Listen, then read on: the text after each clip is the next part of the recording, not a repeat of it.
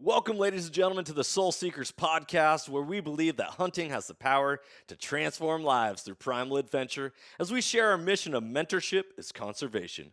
To learn more about everything we do, check out our show on Carbon TV or go to soulseekersnation.com.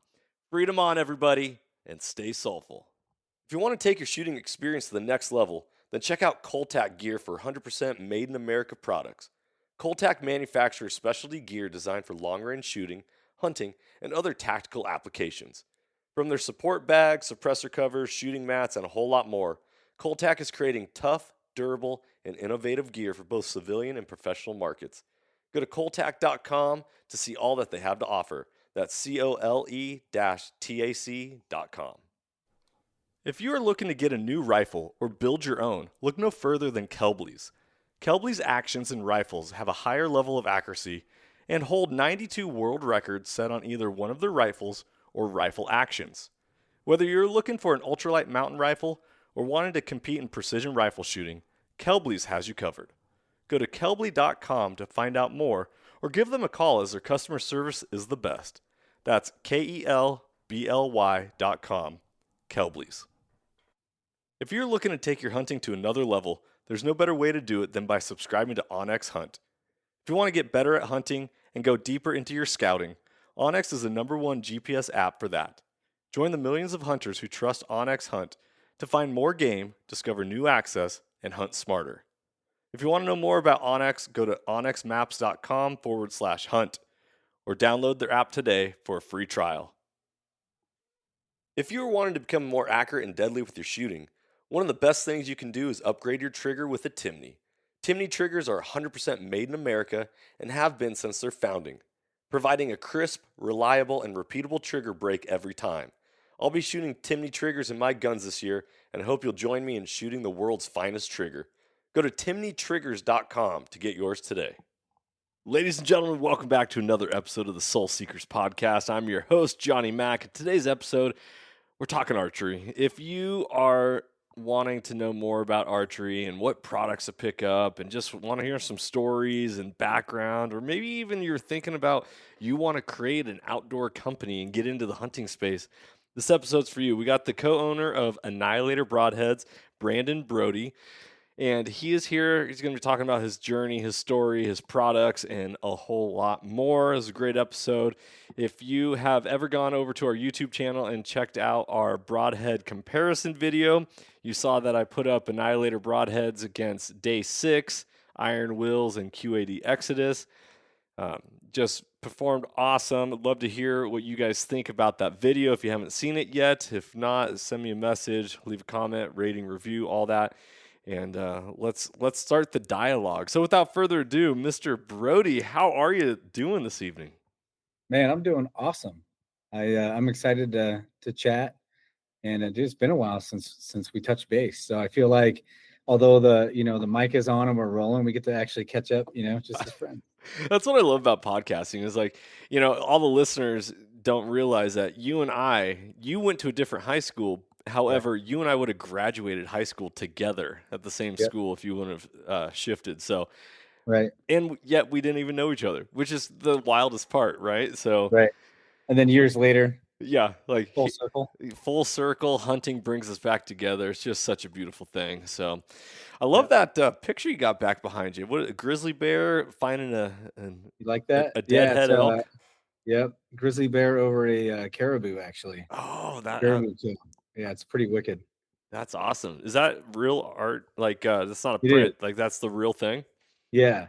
It's, I'm trying to remember the artist. It's like Ed something, famous Idaho artist. Cool. I need to pick up something like that. Here, I'm going to show you behind on the ground. I got a bear as well. Ooh. It's a black bear. It's a spirit animal. And black bear is my spirit animal because it's the most misunderstood animal. It's fierce, it's ferocious when it needs to be, but it's also identified as cuddly and cute and sweet. And oh, you're so cute. There's a lot of things that resonate. Yeah.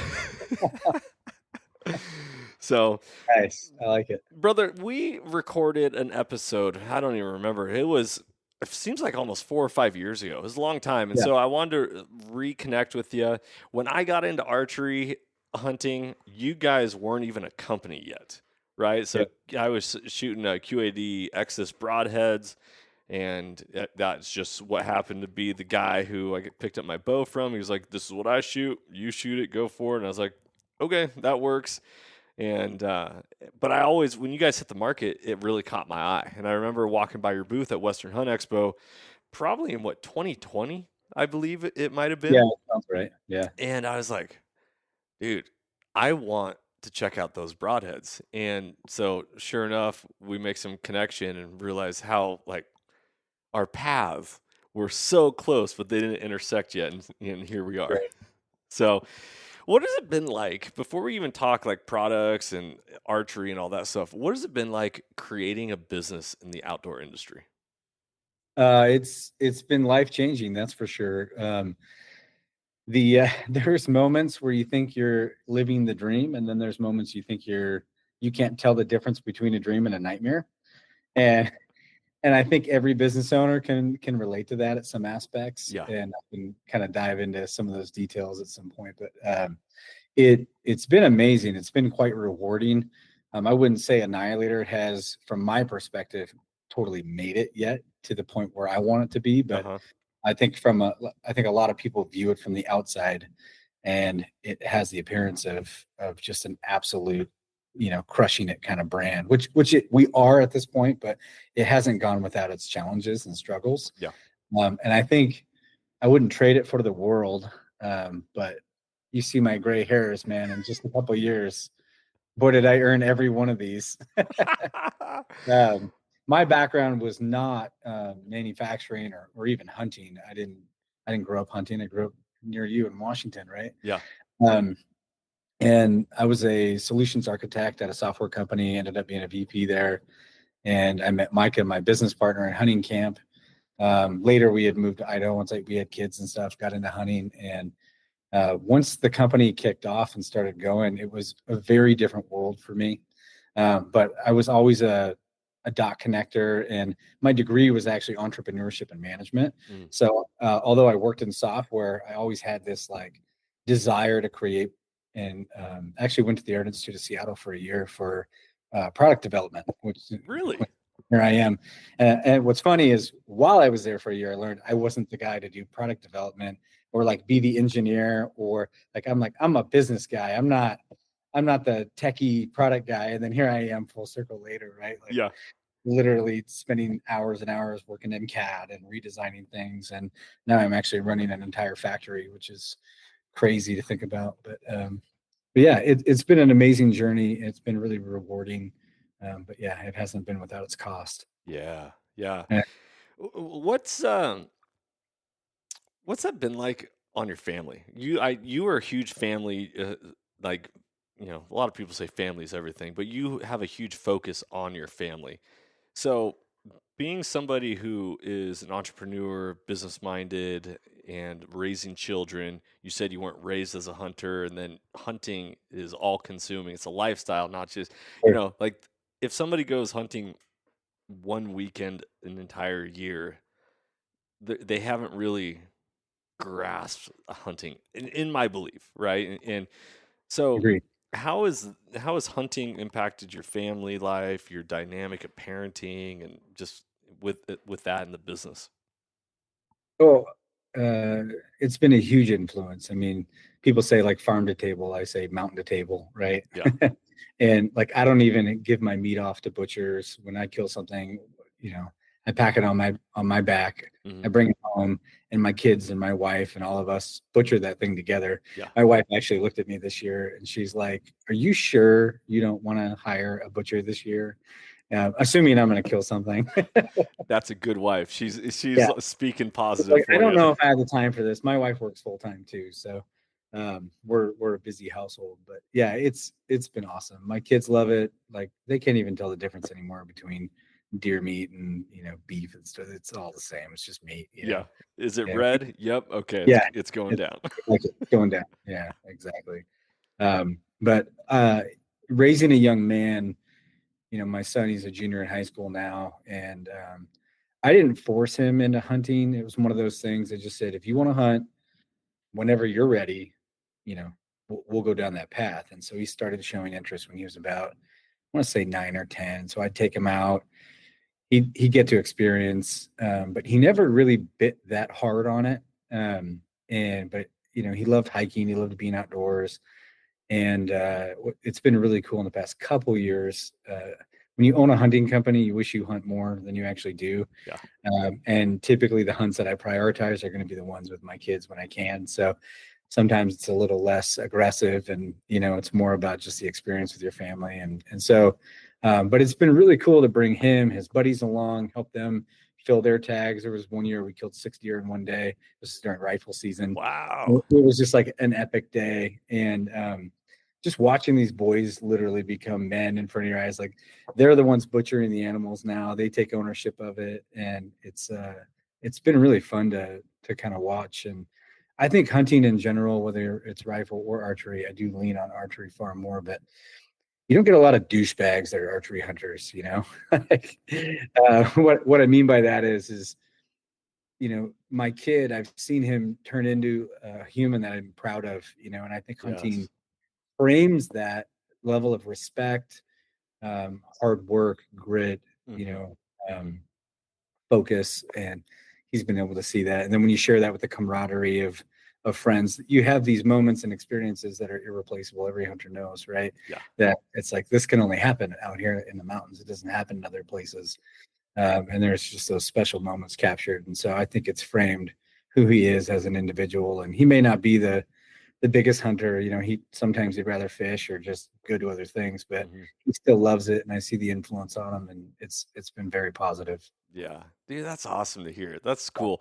I really like how you said when you're ready to hunt. I am facing that right now with my oldest boy, who's 10 years old. And when we moved to Texas, he actually, I still held a resident tag in the state of Washington.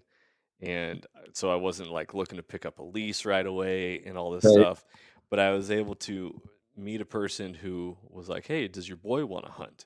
And so he took us out for his first hunt, and he ended up shooting a spike, whitetail. It just is beautiful.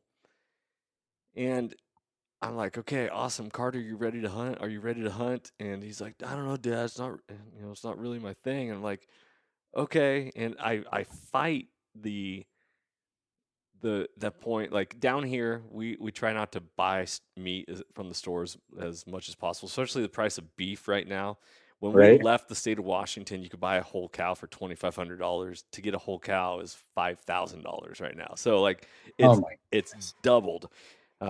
And so I'm like, dude, Carter, you can shoot 2 does off of the lease in which we have, and our family could really use the meat. So I've battled myself of, I don't want to push it on him. I want it to be a good experience. And I also know my oldest son is resistant to get outside of like his comfort zone. Right. And as a father, I want to, stretch him to experience things. So that's a really good story and positive influence right there, because I am in that scenario currently right now.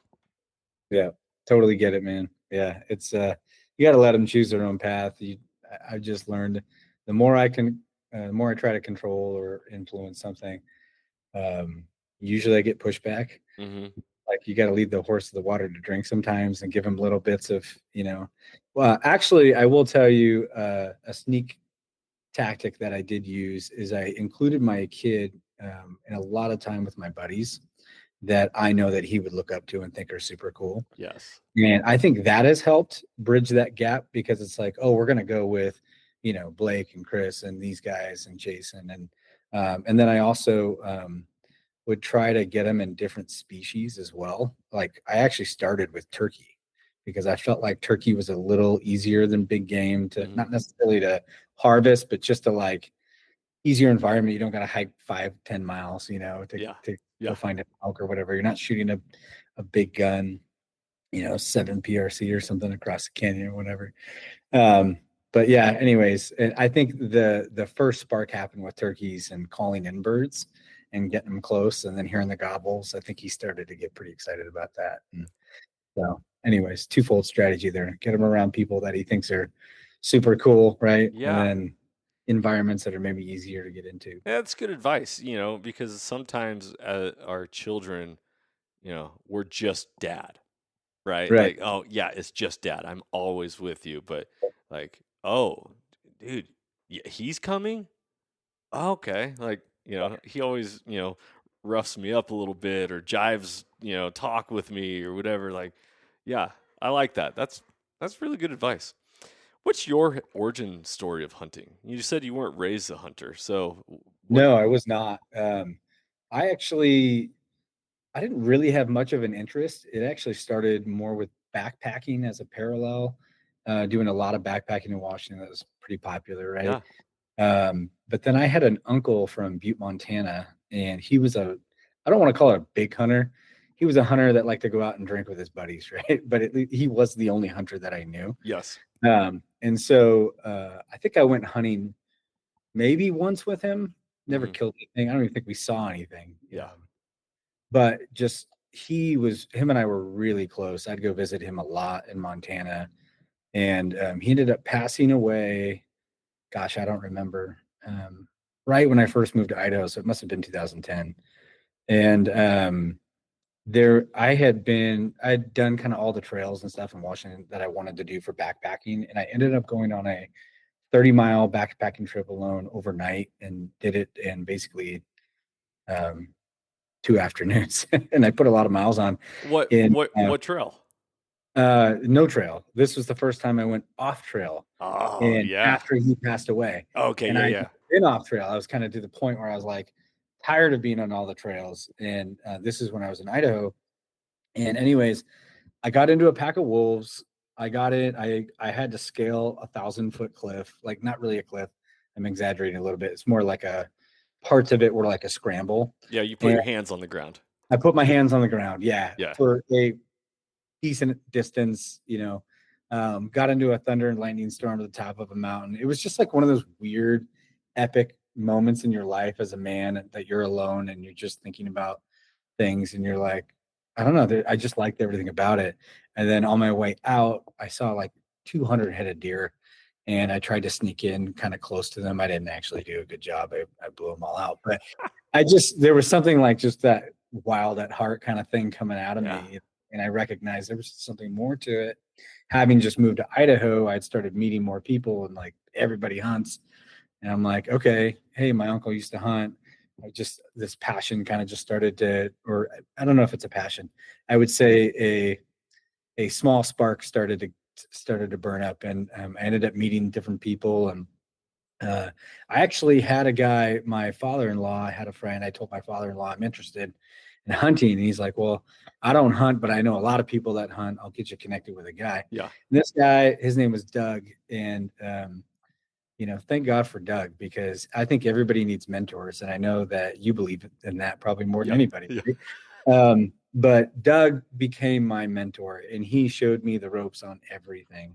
And I've got a 7x7 buck on the wall because Doug basically said, "You need Onyx maps. Here's a pin." This is when Onyx first came out. Yep. Here's a pin, and go here and hike in this way. And the bucks are generally up in this area. And that's all I got. But I mean, he helped me at least get my rifle sighted in and all the stuff. And anyways, because of this guy Doug, I ended up killing a massive buck for my first buck, which is pretty cool. That's awesome. I also killed a nice 300-inch bull in one of his spots, but I got to help him pack out meat a few times and see it myself before I ever pulled the trigger myself. But yeah, that's kind of obviously once you get around elk your first time, it's like, okay, it's on. I killed my first bull at 25 yards with a 270 WSM rifle. Wow. Yeah, Wow. it's like you don't even look through the scope; you just point and shoot. And I called this bull in accidentally. Like I just did. I used a hoochie mama Uh-huh. push button call, and for some reason, this bull just decided to listen. It's like if I could ever, why can't I? I feel like I'm a good caller these days, and I call all the time, and nothing ever happens, But then you go get this Walmart thing, push a button, and a big bull just walks by. You're like, what the heck, man? I know. Anyways, I shoot this bull. I shot him 5 times. And the reason why I shot him 5 times because he didn't drop, and it's like 20 yards. And I I realized after thinking about it, the bullets were not expanding. Yeah, you're shooting it at Much 30 more. yards with a Yeah, bullet that's meant to expand out at 300 yards. they're just going right through little pencil holes. Yes. And uh, I think that's when I'm like, okay, I like calling elk. I like being close to elk. I Mhm. mean, 20 yards, 25 yards, massive 300-inch bull. That'll make the hair stand on the back of your neck, Yeah. and you'll remember that moment for the rest of your life. Yeah. And I did, but I realized I had the wrong weapon, and I've never hunted. I don't believe I've hunted elk rifles since. Mhm. Maybe one time in Montana, I Yeah. think, because Montana didn't come back and hunt rifle after archery. But yeah, that's what got me into it, man. Dude, So that's so cool. Those are great stories. Great yeah, stories. Just so you know, and I do want to justify your story and affirm it, is you did climb 1,000-foot cliff because in rock climbing terminology, once you put your hands on the ground along with your feet, that's considered at least a 5.0. And in rock climbing, it's usually like a 5.6, a 5.7. And if you're a okay, really good climber, you climb like 5.10s or whatever. So you did climb that mountain. So perfect. I'm telling everybody I climbed a steep cliff. No, yeah, exactly. Exactly. It's really fascinating how you, like, as soon as you said you were shooting a Winchester short magnum yeah, and 25 yards. yeah, Yeah, 20, I was 20 like to 25. Yeah, there's no way that bullet opened up.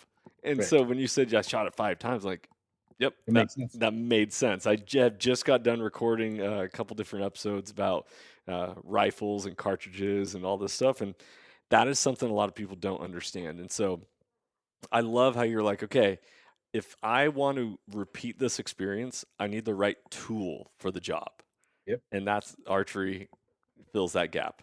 absolutely. The second you shoot your first bow, it's like, okay, this is me. I'm in. Yeah. Yeah, I was hook, line, and sinker, man. It was I had a blast the first time I ever went bow hunting. Just even the first time shooting an arrow, I loved how repeatable it was. I love the precision of it. I love just trying to do the same thing over and over, and you see your feedback instantly. It Yeah. was like therapeutic, man. Yeah. And then you add hunting to it, it's even better. So Do you feel like I guess I want to know your mindset when it comes to hunting. Are you a guy that speaks in the hope so's, maybes, or are you like, dude, I'm going out and I'm killing something? Or no, are you I don't more speak. the manifestation and speaking into existence type? I mean, I'm not gonna like blab it and grab it, name it and claim it, but I'm somewhere in the middle. But I would lean on more. I'm definitely an optimistic hunter. One of the things I have learned over the years is I know that I'm not the smartest guy in the world, and I make a lot of mistakes in the woods. But I trust my instincts over anything that happens in my brain. Wow. Meaning like I don't overthink things, and I'm a man of action. And again, I'm not the greatest hunter in the world, but I do kill every single year. And I've seen a lot of success by just kind of following what I guess trusting yourself and knowing that I've done the due diligence to prepare my heart, my soul, my mind, my body physically, which is probably the least category I train, if I'm being honest. And but I think it all goes back to the confidence in the prep and knowing yeah, just knowing what you're capable of and kind of believing in yourself, I think too. Yeah. And then also a big factor for me is the spiritual side of things. It's like God help me, like show me where these elk are, man. I want to, and sometimes that works and sometimes it doesn't. Yeah. That's a really interesting perspective because I grew up fishing, and I remember, get my trout rod and my power bait and go out and cast in the lake. And while I was fishing, and no one ever told me to do this, and my parents didn't say this or whatever. I was just like, Lord God, please bring fish to my line. Lord God, Right. give me a bite. I want some dinner tonight. Like, and I don't know. I cannot say for certain because there's multiple times I went home without catching anything. Right. But I do find, and this is not like bragging, this is just anecdotal evidence. Like, I actually caught a lot more fish than other people. And I don't know if it's the power of prayer and God actually influences nature in that regard to fulfill your heart and soul and tag. Um, but it's really interesting concept because I had this conversation back when I was playing high school football. I went to it was FCA, Fellowship of Christian Athletes event, and Brock Okay. Heward, the former quarterback at Puyallup, University of Mhm. Washington, played in the NFL. Um, he asked a question, and I was just, man, I was only like a sophomore in high school at that time. He was like, "Do you think uh, praying for victory works?" And I was like, "Man, that's I'm just a kid. I have never thought about that." I was like, "Well, yeah, praying for victory works." And he was like, "Well, what if the other team is also praying for victory?" Right. You Who know, wins? like, and so from that like aha moment, I've definitely like I pray for safety. I pray for fulfillment in my hunt. Yeah. Sometimes our fulfillment comes not necessarily from notching a tag. However, that is our goal and our purpose of, or hopefully one of the main purposes why you go out there is to fill the freezer. But it's really interesting. There's a lot of Native American talk where they talk about an animal presents itself to you, the Mm. human, and that you are and this is a great way to talk to non-hunters or anti-hunters, is the idea that we're not going out there killing, you know, and like targeting the biggest animal, although we can. A lot of the times it's we kill the one that's legal that steps out in front of us. And Right. that has to do with the animal presenting itself as a sacrifice or, an offering to, you know, humanity or the connection to nature or however that goes. You ever heard that before? I have not heard that. No, not the Indian side of things. No. Yeah, it's really fascinating. I There's get it though, man. And from the God side of things, though, I definitely am like, Lord, let your will be done. I don't care, yeah, yeah. like I want to kill, but like, hey, like put me in the right scenario, right? But I Uh-huh. also love, like specifically, it's elk season right now in Idaho, right? I've Mhm. got 10 different guys in my camp that were all over I set up a big camp this year, and everybody's showing up at different times, but I spend more time calling and helping other people succeed because I just care about being around elk and having fun than I do like seeing the smiles on these guys' faces, right? Then if I know I'm gonna get an opportunity, I'm not worried about it. I get shot opportunities every single year. And whether I take them or don't take them, you don't kill big bulls by shooting small ones. So I pass every now and then. Yeah, But I definitely get opportunities. But I'm one of those guys. I'm like, hey man, let's just like have a good time. And for me, it's I think often more about the people. I'm not a solo hunter. I can be, but it's just not my vibe. That's just yeah, not who I am. I go out into the woods to spend time with the people that I know and love and want to build a relationship with. yes. And I think that's part of the journey. And then when you kill a big bull, then that's even better, Cherry right? on top. Yeah. Yeah. On the podcast and here at Soul Seekers, I always talk a lot about this idea in this terminology of you can never outgive good. Right. Right. And like when you are putting good out into the world, it just naturally boomerangs back to you. Not because we don't do good because we want it in return. We Right. do good out of the love of our heart and the love for humanity and community and all that. I feel like you, just from hearing these stories, I feel like you're getting rewarded because you're being diligent with the love for others first. And you are a living testimony of this. You never outgive good. And it's like, okay, well, hey, Brandon's doing his part. Let's make sure that we do our part and send him home with a full pack. Right. Hey, I'll take it, man. Uh, Whatever works. the Whatever psychology, to fill the freezer. Let's go. yeah, the psychology of all this just really it captures me. I'm constantly, I've had a lot of emails with listeners, and they want to know truly like what I believe. Like, you Mhm. quote the Bible a lot, or you talk about God, or but you talk about law of attraction and manifestation, and a lot of Mhm. people don't see that those intertwine or connect or that they're opposite directions. And so it's really interesting hearing you talk about this. It's all affirmation though that at the end of the day, a pure heart and pure intentions really ends up winning. I think so. I believe it. Yeah. For sure. Yeah.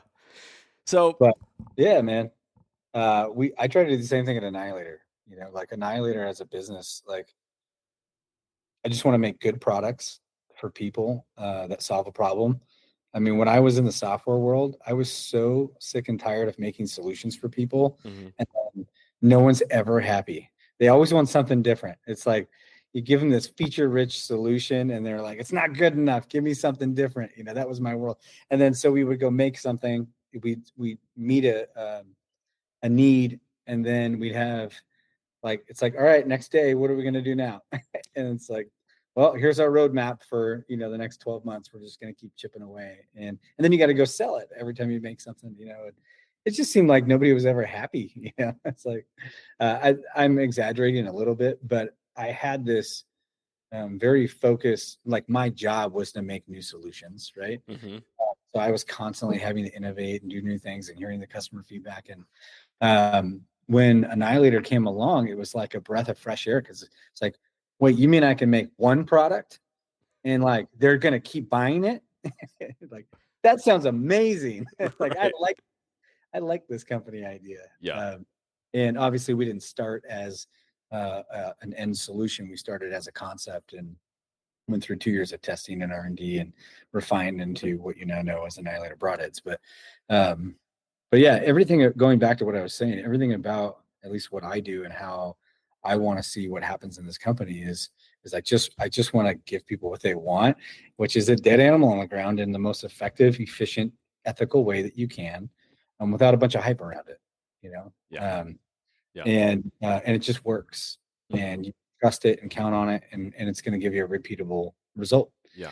And I in the past 2 years, that's probably where most of my gray has come. Actually, more specifically, past year and a half, is how you make that part, and rather than just the concepts of what we deliver, but your tailored value chain and what you do is actually what I'm learning in business is far more important. And often how you compete is how do you make what you do, and if you can do that unique and different and efficiently, then in addition to having a solution that's unique and different, you really have a brand and a business that's going to thrive and last, Yeah. and matter and make a material difference. That's awesome.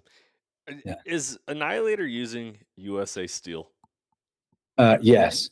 Hey, I apologize. I have to pause for 2 seconds. Yeah, no worries. I have trapped my cat accidentally inside of the room that we're doing this. I was like, man, you're starting to tap on the desk a little bit. Yeah, no worries.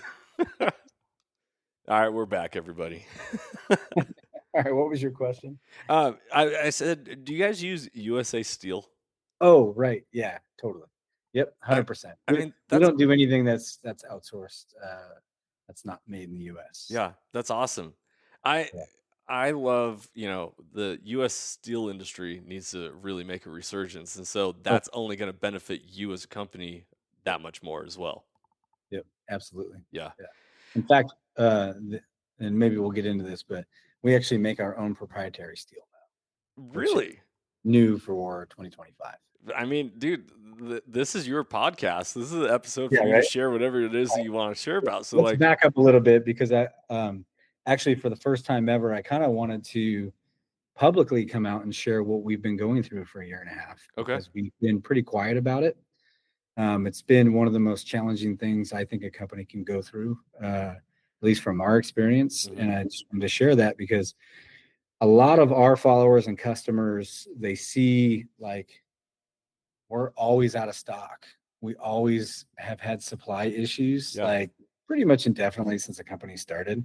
We've always been able to, and we don't really have a marketing budget because we don't need a marketing budget per se. And I'm not saying that like not arrogantly, but your product sells. And I can't make enough to, I don't know what our ceiling is because I've never experienced it, because we've sold every broadhead we've ever made every month in the history of our company. Congratulations. It's been crazy. Now there are some months we don't make a lot of broadheads, so it doesn't speak highly of us. But really, what happened to our company about a year and a half ago is we used to make our parts out of castings. And as I said before, I'm not a manufacturing background. We didn't make things in house. We outsourced everything. It was all in the U.S., but we actually had two of the largest casting suppliers in the nation, and both of them couldn't keep up with our demand, and Wow. there were constant issues. And I will say, castings are not a perfect part. They can be high touch. They are fairly repeatable. Actually, probably marginally repeatable is the better solution. And what we would do is we hired a grinder that was just very good at what they did, and they found the perfect broadhead within. I'll just leave it at that. It was a very challenging way to make a high volume of parts. And um, all that said is both of our casting suppliers basically came to us and said, we can't keep you as a customer because you're not happy. We're struggling to make your parts. Casting is not the proper way to make what you're doing. And you could just go machine these, but the amount of machine time it takes to make the shape of our broadhead. I mean, we make broadheads designed for increased surface area to create cavitation. That's its sole purpose at Annihilator. Like, everything stems off of that. Making a broadhead that creates cavitation and sucking chest wounds inside the cavity of an animal, because it kills animals faster. Mm-hmm. We can get into that if you'd like, but I know we've chatted before about that. But long story short is, it's not a traditional 3-blade broadhead that's stamped out razor blades or just a machined, 2-blade, like some of the most popular broadheads out there right now. They are truly unique and different, and how you make them is very inefficient if you were to just go the normal path of everybody else. Yeah. And it's a significant struggle that, I mean, I can't speak about my competitors, but I can imagine that they don't go through the same struggles we go through to make the part, because they're just a different geometry and different shape. And so what happened is we kind of collectively fired each other, the casting supplier and us, on good terms. And we said, hey, we're gonna have a soft landing, give us 6 to 8 months. We'll keep ordering as many as you can make, basically, to them, and then we'll go to something different. So we had some time to go figure out what is that something different. Yeah. And we went down the path of several things, and where we landed was a proprietary process that I'm not going to divulge, but what I will tell you, because it's pretty stinking incredible. And from my perspective, I look at it, I'm like, this could only be like a godsend, like, I can't make this stuff up or like orchestrate the events that have happened over the series of this timeline. But one of our suppliers during the process, I will share this, we did go down a MIM process, which is pretty popular to have a MIM broadhead. A lot of broadheads are made from MIM. They're not generally known as durable, but we were going to do some hipping processing and some better ways to come out with that part. And sure enough, we get our first 10,000 batch and had to reject every single one of them because they all broke. And they didn't meet our standards, and the stems were breaking on them. And that's one of those moments in your brand where you go, well, we could ship these and piss off a lot of customers, and we'll just fall on the sword and give them new broadheads later. I'm not going to do that. If you buy a pack of broadheads, they should be what you expect. Oh yeah. We're not a perfect brand, but we do the best that we can and put our foot forward and say, you're going to get what you expect. Well, and it's going to be repeatable. Yeah, especially when, you got that blue collar worker that's been waiting all year for that week off to go chase that one animal, and he's spent thousands of dollars to make it to the state in which he's purchased or drawn that tag at. He wants a product that's going to be reliable, that he knows is going to do the job when it comes time. Yeah. Absolutely. You're no better way to crush your business and put it under than to deliver a product is faulty. Yeah. Well, you could also not sell any broadheads for almost a year. That also will crush your business. Very true. Which is the path that we took, honestly, Uh-huh. because we didn't have another choice.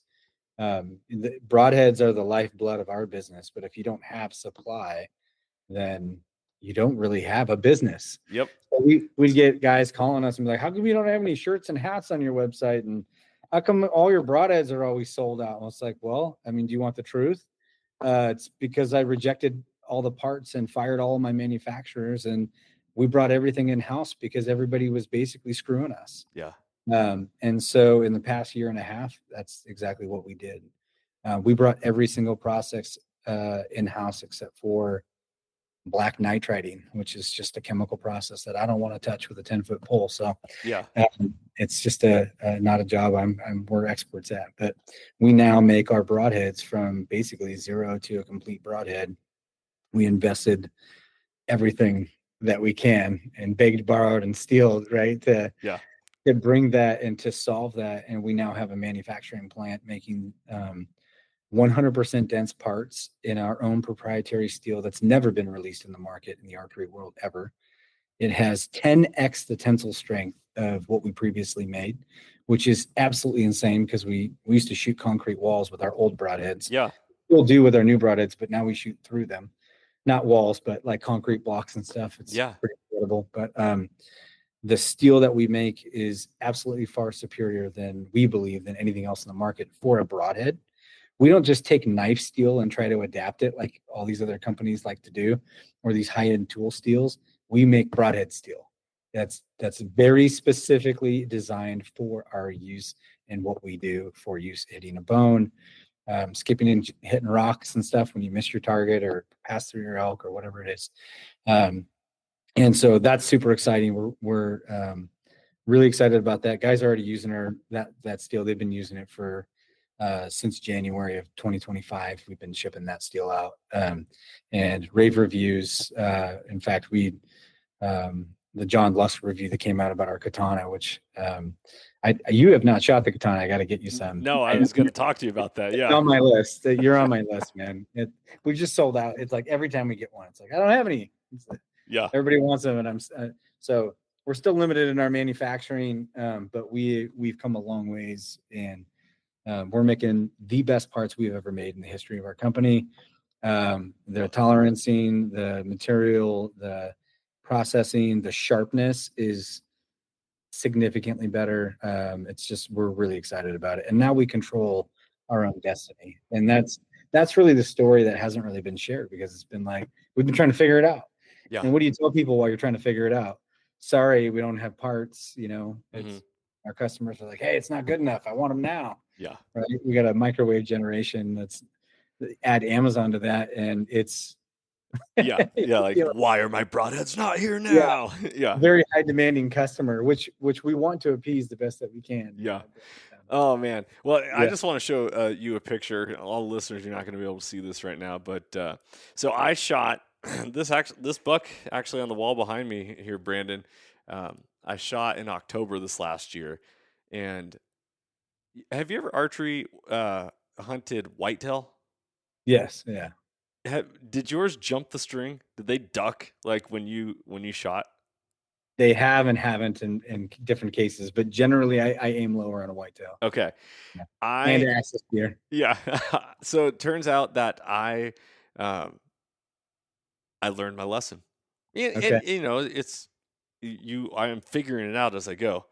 But I think I texted you this picture, but I spined this buck, but you can see that Annihilator went through the spine.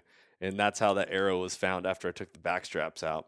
That's awesome. That it was broken off right in there. I was like, oh, dude, that was sweet. I'm sure you sent that to me, but I feel like that's the first time I've seen it.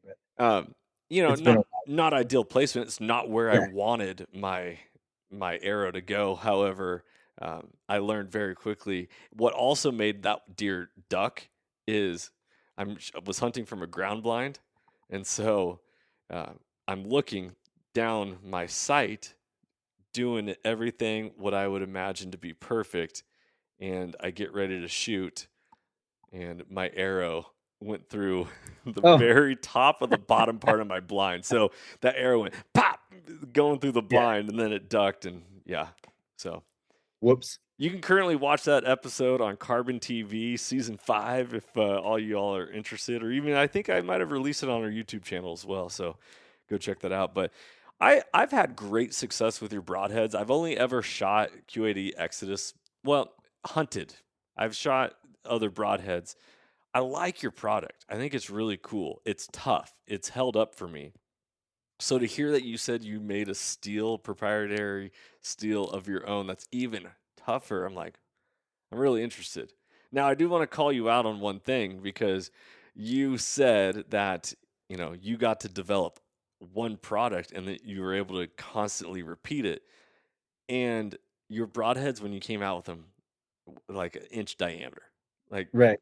and then it was like, well, we released the Annihilator XL, and Yeah. now you're making the katana. So No, talk to we're me. not done yet. We got lots more coming. Okay, so talk to me about why. Oh, and then to throw that on, you also have single bevels as well. Yep. So like, So what's the difference with all these, and why would people choose one over the other? the honest, straight up, no BS answer is you don't need all that. You could shoot the standard Annihilator and be super happy for the rest of your life. And as long as you don't lose it, you will shoot it for the rest of your life Yeah. because you're not going to break the darn thing. It's a phenomenal broadhead. The iterations, honestly, are you learn as you go, and you hear different feedback from different, I guess, different what I would call groups of hunters that care about different preferences more. Mm-hmm. For example, a guy that's shooting a 26-inch draw, right, or gal is gonna want penetration over almost anything else. That's what they're gonna care about. Now, everybody has the category of I care about flight, that it's got to hit its mark. But just assuming that's true, you've got the penetration guys that's just it has to penetrate. Yeah. I need to make 2 holes. Yeah. Then you've got the guys and gals that are like, this, I just want something that's stupid simple to resharpen so that I can just reuse it over and over again because I'm cost effective. Why would I ever buy new broadheads if I can reuse them, right? Yeah. Save my money. I'm going to buy this broadhead. I'm literally going to shoot forever. But I don't want to sit there and be finicky with it. I want to just sharpen it back up. Double bevels all the way for those guys, right? They're going to last them forever and they're going to be happy. Then you got the category of hunters that are like, man, I don't care that my animal just dropped in sight and I've killed 10 animals and 7 out of 10 fell within sight with the Annihilator, which is what they're designed to do. But I care more about blood. I'm a bloodluster and I want blood on the ground and I want to follow a red carpet all the way to my animal, regardless of where it fell. Mm-hmm. Right. And so we now make broadheads in every category, and we have more coming to fit each of those categories of people. Because at the end of the day, I want to meet the customer expectation and the demand, and why wouldn't I if I could, right? Yeah. And so the katana specifically is a really good segue into that. It's 6 cutting edges, not 3. Yeah. And so we basically double the amount of cutting surface area, and we still back it up to a scoop that is larger in diameter than your arrow. It's an 8mm scoop. It's larger in diameter than a crossbow bolt. And so it still creates sucking chest wounds. It's a 1-inch cut diameter head. But then we add some fun things that we kind of made up that we thought would be really cool. And which is we take the blades that we call, they're bleeders, Mm-hmm. but they're kind of full blades as well. So arguably they're not bleeders, but it's probably just easiest to call them bleeders rather than argue with different people calling them what, right? Right. We take those bleeders and we cant them 2 different ways, and we call that cross-cut technology. What I mean by that is this: those bleeders are not parallel to each other. They're opposing each other. They go away from each other. Mm-hmm. They also are canted, and I know I'm looking on your website you're right on the now. website? Okay. Yeah. So the blades are also canted away like this from each other. And so as they go through an animal, we're just scooping things in different ways and displacing meat away from the center mass of that arrow, forcing a big wound channel. But because it's single bevel, it rotates it significantly. And in fact, far more significantly than we ever thought. John Lusk came out with a review. I don't know if you saw that. He basically said the katana was the #1 broadhead he's ever tested in the history of all broadheads in his history. He's tested over 300 broadheads. He said it won in literally every single category he's ever tested. In fact, not only did it win, it broke the mold so high that he has to change the scoring system next year to account for, because we got too many bonus points in every category. I'm like, heck yeah, man, that's awesome. I'll take it, right? But I forgot where I was going with that because I got excited about John Lusk's video. Oh, what he told me was, and this is the thing I didn't expect, because he actually measures the amount of rotation in his testing. And honestly, I haven't really cared about that or really thought about like, oh, I want to get one more turn in an animal. In fact, I've always been in the camp of I don't want turns in the animal. I want my broadhead to drive straight through, just so I can, because anytime something turns inside of an animal, Slowing down. it's slowing down because it's drag, right? It's like rotational drag. Mm-hmm. So I've always been of the opinion, like, I just want this thing to drive straight through if you can make that happen, right? And so that's why I've always been a big fan of our double bevels. However, he told me that it actually rotated 88 degrees, I believe is what he said. He actually called me on the phone. He was blown away. He's like, I don't even know how to do a video about this. He was so excited. I was like, hey, man, I'm just excited that you're excited. I was like, actually, I told him, stop testing and go kill something with it. That's all I care about. Right? Yeah. Tests are cool, man, but like, go actually kill something and then give me the real feedback. Right. Right. And he did, and he posted some videos, and turned out it worked phenomenal. Weird. With it turning that much faster and efficiently, is it flying accurately more because of that as well? Like So, like throwing a spiral in a football, right? Like if I right, throw a duck, it doesn't fly well or accurate. But if I right. throw that tight spiral, you know, I don't. That's So how I envision it, at least. the tight spiral comes from a well-tuned bow, Mm-hmm. right? Not the broadhead. And I think a lot of people want to blame a broadhead for improper flight. But if we're all being real, a broadhead surface area is not enough to dictate the flight of your arrow unless it's literally a massive broadhead, which we don't make one big enough to do that. Uh huh. So your fletchings are gonna take over, and your tuning of your bow are gonna steer that. Um, that said, this so with your analogy, this assuming the spiral is always true, Mm-hmm. right? And all Right. you're doing is changing a broadhead against broadhead. Now you're getting into drag coefficients, and the drag coefficient of the katana, we measure it with lap radars, and it's like a BC value in a bullet.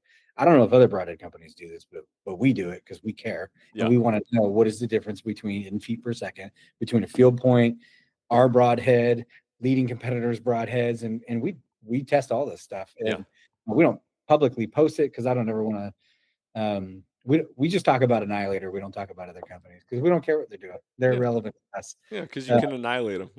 yeah. Hey, I can break their broadheads with our broadhead every time. It's okay. What's in a name, right? Like. uh, no, but to your point, we do test for drag coefficients, and we make broadheads that are smaller in cut diameter than the normal broadhead you're going to run and buy at the store, because historically most broadhead companies compete on cut diameter. Mm-hmm. Say the bigger the cut diameter, the bigger the wound channel, and to a certain degree, right?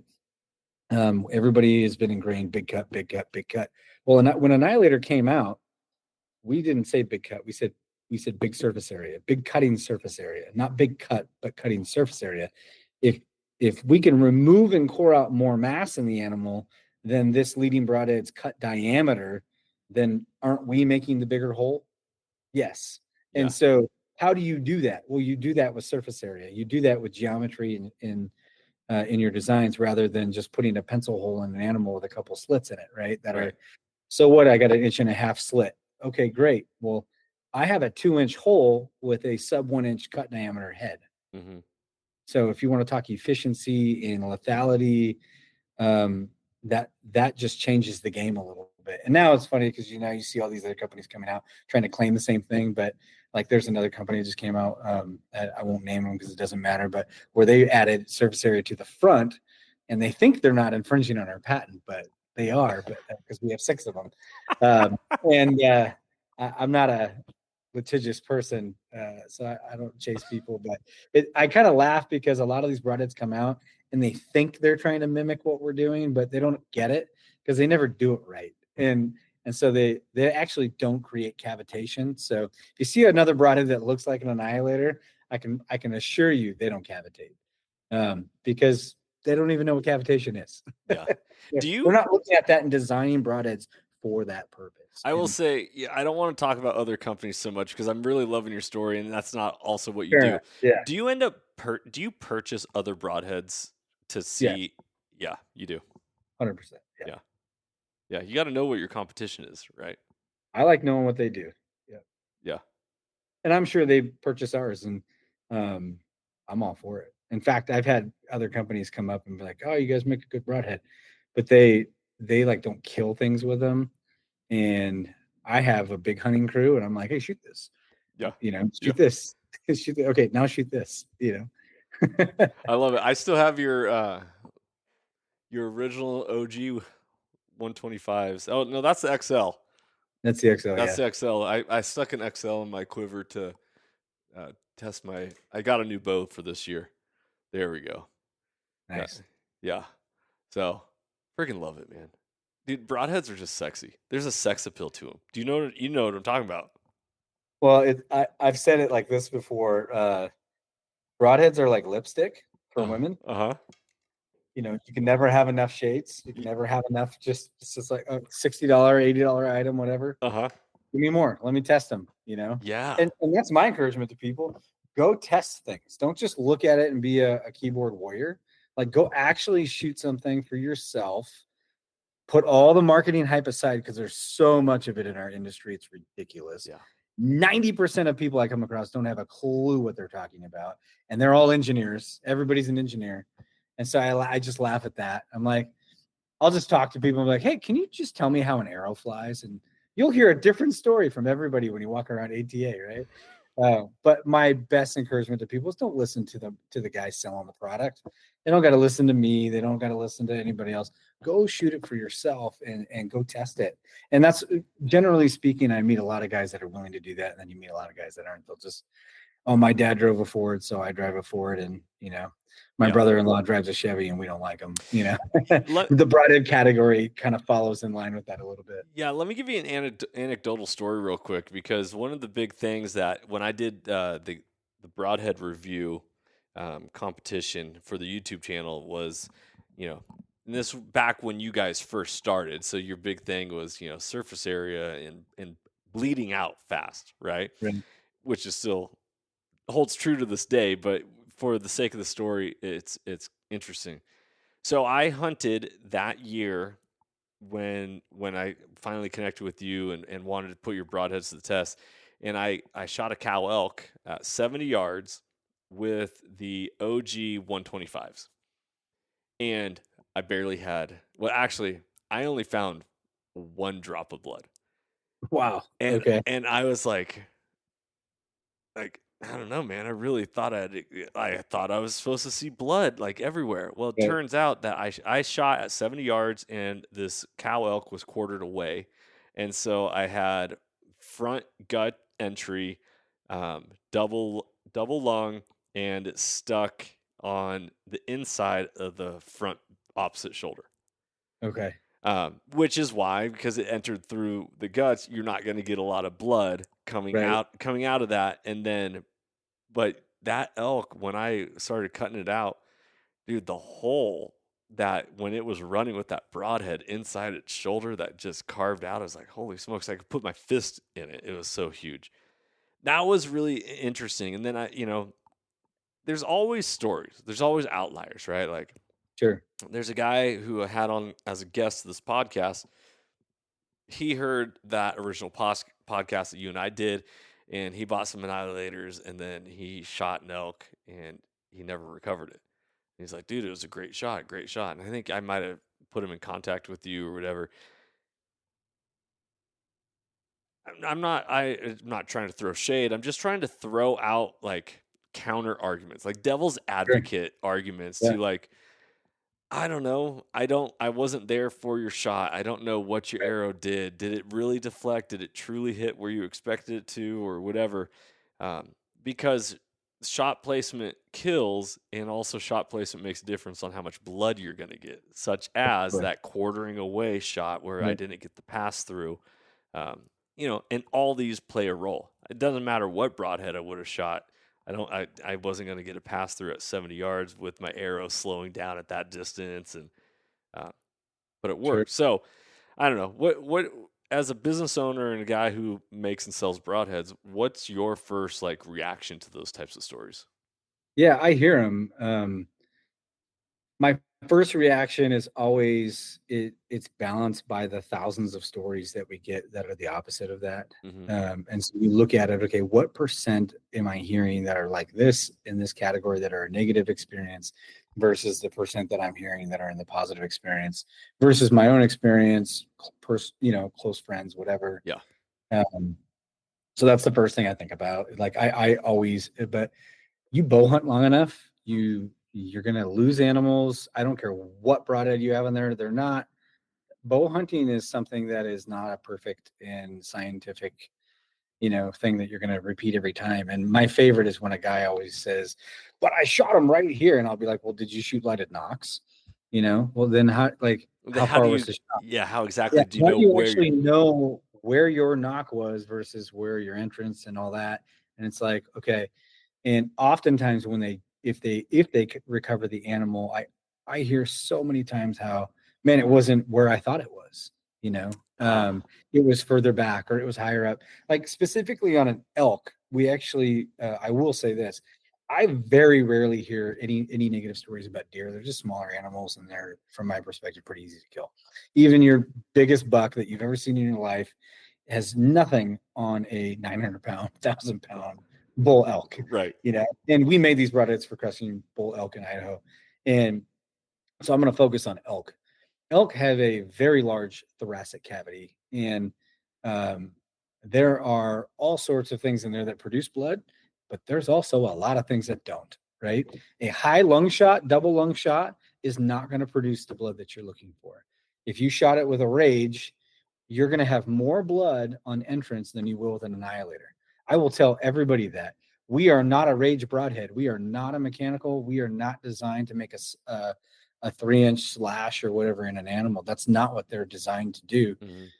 They're designed to put holes in the thoracic cavity of an animal, create a sucking chest wound, and make that system collapse within sight in front of your eyes. And the vast majority of the time, that's going to happen when you have all the proper mechanics. For example, proper arrow spine. You don't have too weak of an arrow spine. If you have a weak arrow spine, you could totally get deflection on something when you hit bone or ribs or whatever. I think that's one of the most underrated conversations in the hunting industry right now. And broadheads take a huge hit because guys are underspined. That's a side conversation. I think we always think it hits somewhere different than it actually does. Mm-hmm. I think if you can, I think specifically the double bevel annihilator is not going to bleed near as much as a single bevel annihilator. It's literally 100% sharper. So going back to your question, why did we make different broadheads? Well, the single bevel is going to be way sharper than the double bevel. You are going to see blood usually on an entrance wound. Not always. The annihilator is designed to suck and put pressure and pull through. Mm-hmm. And so often the blood that would come out is now going through the animal, which is why all of our customers experiences, you've experienced this. You open up your animal and it's like, oh, there's all the blood. Like Right. it's everywhere. Yeah. It looks like you shot it with a rifle. That doesn't happen with other people's broadheads. That happens with the annihilator because of the percussion, the cutting surface area, the suction, essentially the pressure change. Yeah. Not pressure change like a rifle and ripping and tearing flesh, but just literally internal cavity pressure changes. And all that to say is an elk has a huge area to hit, right? So like, did you hit something that produces blood or did you just hit lung? Lungs don't bleed. And like if you really think about it, okay, I hit the heart. If you called me and said I lost my animal and I hit an artery, I'd be like, what? And I didn't have any blood, I'd be like, that doesn't compute. And I've never had that phone call, right? Yeah. But I've definitely had the phone calls where they're like, hey, I didn't see blood. And I'm not going to say this happens every time, but a lot of the time it's like, well, okay, how far did your animal go? And the vast majority of the time it's less than 100 yards, like almost always in almost any animal. Mm-hmm. Definitely have outliers. There's definitely shots, and a lot of the time it's like 50 and under, even on a big bull. I've had guys call me and they've dropped bulls in their tracks blowing through 2 shoulders and no blood, because they blew through 2 shoulders, but the bull collapsed in its steps, right? So it's like, okay, Micah and I always talk. We kind of like, okay, there's a lot of bloodlusters out there, Yeah. but when you get down to brass tacks, what would you rather have as a bow hunter? If you'd rather have more blood in the ground and have your animal run 200 yards, then you shouldn't shoot our broadheads. You shouldn't. A fixed blade broadhead is not the broadhead for you. You should shoot a mechanical broadhead, and you should just hope that you get your pass through and that the mechanical doesn't fail, and that's going to produce more blood 9 times out of 10 than an Annihilator will Right. as a fixed blade head, especially the double bevel versus the single bevel. Now the katana is a little bit different story. We built that for kind of the best of all, if you will, the rising tide of all boats at Annihilator. And so you will see more blood with that head. But the happy medium is the single bevel. I'm pushing everybody to single bevels with a katana because I think they're going to be a happier customer Yeah. as long as they can get over the fact that you have to sharpen them like a knife, and it's not just stupid simple. It's still simple, but not stupid simple. I think they're just going to be a happier customer because they're a sharp broadhead. Are they hard to sharpen because of that? Like, there's, They are. yeah. But I will say that the way that we've done the bevel on the 3 blades is you can still lay it flat. If you rock the tip forward, like, and lay it flush, Uh-huh. that's your angle. You don't have to guess. It holds it for you and you just run it. Does it take 3 seconds more than the double bevel? Yes, it does. Yep. And you're going to sharpen it like a knife, but it's still fairly simple. The katana, the primary edges, you sharpen the same way. You just lay it flat and sharpen it like a knife. I don't even touch the bleeders. I don't care. I just Yeah. let them go. Yeah. If you want to sharpen the bleeders, it's a lot more challenging. You're going to take a diamond stone, rotate the broadhead 90 degrees, find the bevel on the edge, and then resharpen that way. Yeah. It's a little more challenging, but for most guys that don't mind, How you can many get wicked sharp. how many arrows does your quiver hold? 6. Do you have it Oh, no, I'm sorry, 5. Sorry. do you always grab, like, are you like, this is my number 1 arrow, this is my number 2, and No. and okay, so when you grab your quiver and you're hunting, is it, I'm taking whatever arrow, or are you conscious no. about? I take one from the same spot every single time. Okay, With the exception, because I'm kind of quirky and I'm a broadhead guy, so I actually run multiple broadheads in my quiver. that's what I was going to ask you next. Is like, are you going, oh, what's dealer's choice today? Yeah. It's definitely intentional every single time. It's not random. But I actually have number 5 arrow is a 200 grain katana, and it's an 1.25 inch cut, and anything that walks out that's 30 yards and under is getting that. So I mean, that's, and I'm not even sighted in for it. I just know where it hits. yeah. I'm shooting a 125 katana this year, and that's in my so I have 4 125 katanas and then a 200 grain katana in my quiver. I love it. Is there a part, like, obviously as we grow both in hunting and maturity and business and everything, you constantly want to strive to improve.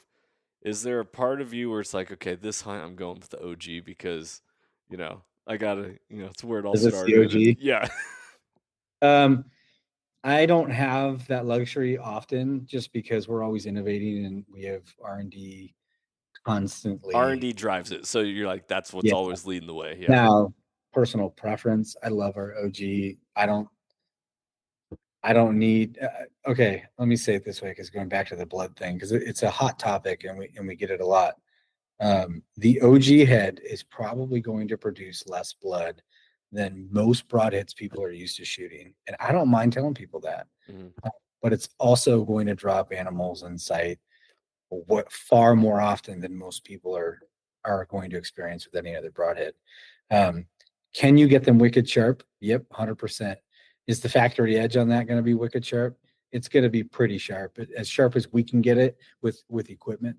But I love that broadhead, and it's just so tried and true. It's killed Cape buffalo in under 30 seconds flat on camera. Like, is it good enough? Yeah, it's beyond good enough, right? Yeah. And so, but for the guys that are just like, hey, I need better, then shoot the katana. Yeah. So awesome. I love it. I'm on your website right now, and I can't wait to get my hands on some of the stuff. Archery season here opens last weekend of September. and my game cameras are very active, and I'm just like, oh baby, here we go. Like, Sure. although I always struggle. We have a rifle sponsor here at Soul Seeker, so I'm like, oh man, I guess I'm going to be hunting does with archery until rifle season. But if that buck Right. steps out, whatever. It's all going down. We're filming episodes for Soul Seeker season 6, and it's going to be a great time regardless of what it is. Awesome. Yeah. Brother, we've covered quite a bit, and I don't want to cut things short if you still have a lot more that you want to share or go over, but I'm very impressed. And I'm not trying to be a fluffer for you, like like there's enough fluff in this world, but Right. you're I'm a logical human, and I don't rely on emotion a lot. I want it to make sense to me, and I hearing you talk and knowing that it is your product, right? There's always going to be some bias in the delivery of the person who created it or owns it or has vested interest in it. But at the same time, I've used your products before, and I've seen them be effective. And even if I wasn't the one killing it, I've witnessed it, over the shoulder of somebody else, and things just falling over. So really impressive. I love your story. I love that you lead with the heart, right? And at the end of the day, like, there's a lot of broadhead companies out there. There's a lot of different hunting industry companies out there. Like, why support? Support because they're the type of people you want to support, right? And that's impressive. And your character leads, and I'm really really proud of you. Just Thank you. yeah, That's awesome, man. Yeah, it's incredible. If you ever meet, you have, but if your listeners ever meet us or hear us on other podcasts, they're going to hear passion all the time, man. Micah is more passionate than I am, and I'm already a 10 out of 10, and so that's one thing we don't fall short of is passion and excitement for what we're doing. hmm It's a gift, to be able to yeah, do this. And as we kind of started, I said there's days where I don't know the difference between my dreams and nightmares, but that's kind of a joke in terms of running a business, but it is truly a gift to be able to make a product in the industry that you love and that you're passionate about and you live for, right? yeah, And so it's awesome. So all we want to do is get better too. So the iterations, the R&D, all the things, we're really good at innovation. That's not me just speaking out of my ass. We have a true amazing team and a tailored value chain that really thrives on innovation. And a lot of people claim it, but they don't back it up with product that truly is innovative. hmm And they don't make incremental changes. So one thing you guys can expect is when we say we have a new product, it's going to be bitching. It's not going to be something that's just like, oh, it's like so and so over here. It's like, no. They just reinvented the wheel on something. yeah. Hell yeah, And brother! Like, let's yeah, go. That's let's go. awesome. I'm on your website. I'm seeing broadheads, and I'm seeing sold out still. So we already talked Right. about this whole manufacturing process. When are broadheads going to be rock and rolling? Obviously, it's the archery season right now across the West, so I'm sure like you Yeah. got hit up, and everyone was stacking broadheads. But all the whitetail hunters across America, their season's yet to kick off. So Whitetail are going to have them. We've still had our growing struggles. Our equipment and processes are there. We're running a lot of broadheads every day. I'm really excited where we're at, but we put broadheads in stock about twice a week, and often we don't tell anybody because if I do, then they're gone in seconds, and then people get pissed. So it's like just let the organic site traffic just go and take them, and then they just sell. And then I don't have to deal with too many pissed off customers. But we are making a lot of broadheads. In fact, every single week we're getting more and more and more. Our solutions for high volume are already in place, is what I would say, and we're weeks away from kind of having the full from hitting our full capacity goals. yeah, So I think the whitetail guys are gonna be taken care of very, very soon. So, awesome. but I will say if people are on the site and they see sold out, don't give up hope. They'll be back. Pretty much if there's a SKU out of stock, it will be back in stock within 2 weeks always. There you go. So just keep the website up and just hit refresh every day. Yep. Yep. Is there People ask us all the time for like back in stock notifications. We don't have them. You just go back to the website. Yeah. You got to keep it like Christmas morning, right? Like that Yeah. surprise. Like Costco. You better buy it when you walk in, man. Otherwise, they're not going to have it in 2 weeks. Dude, ain't that the truth? You know you'll made it when your broadheads are in Costco someday. Yeah, right. I love it. Feels good enough that we've been in Shields. So. Yeah, there you go. I love it. Brandon, you're awesome. So it's archery season. Have you been out at camp already? I have. We've passed on bulls already, man. We're having a good time. Oh, that's awesome. I think we're gonna have to team up and do a Soul Seekers episode with you sometime. Yep. We need to, or at least have you come down to Texas and let's do some stuff. So maybe we can do some of that R&D testing. You guys, you got some terrain that's ripe for the harvest. Yes, and there's always something in season down here, which is amazing. Always. So, Yeah, I love it. Like Texas, so.